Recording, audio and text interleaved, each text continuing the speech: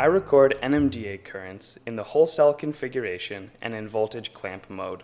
I add gabazine to the extracellular environment to block GABA-A currents as well as CNQX to block AMPA and kinase type glutamate currents.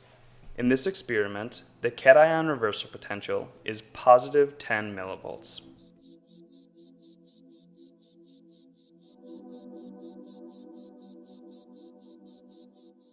First, I hold the membrane potential at positive 40 millivolts.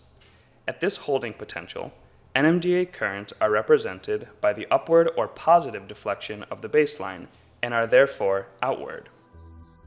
Holding the membrane at positive 40 millivolts helps avoid NMDA channel blockage by extracellular magnesium ions.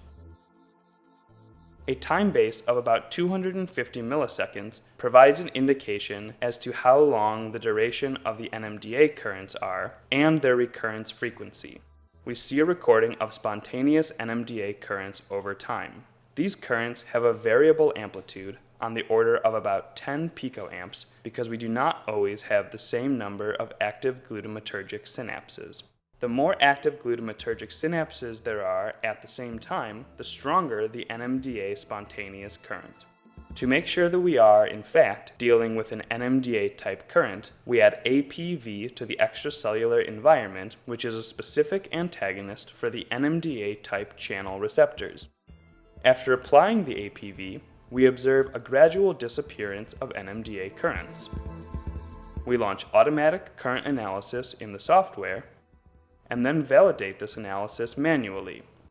The parameters of interest to us for each current are the amplitude, i.e. the magnitude of the upward deflection that we record between the yellow point and the red cross, the current rising duration, which we will measure between the yellow point and the red cross, and the current falling duration, which we measure between the red cross and the violet point.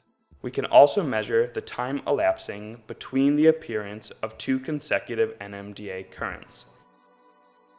This diagram shows you, on the left, NMDA current amplitude, and on the right, the inter-event interval, i.e. the time interval between two consecutive NMDA currents.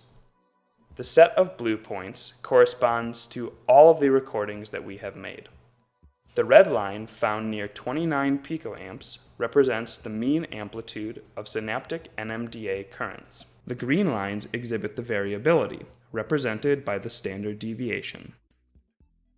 We can see the inter-event interval. The set of blue points corresponds to all of the recordings that we have made. The red line represents the mean inter-event interval. In conclusion, spontaneous synaptic NMDA currents provide information on the glutamatergic connection rate of the neurons being recorded. This helps us understand the activity of NMDA-type glutamatergic synapses afferent to the neuron being recorded.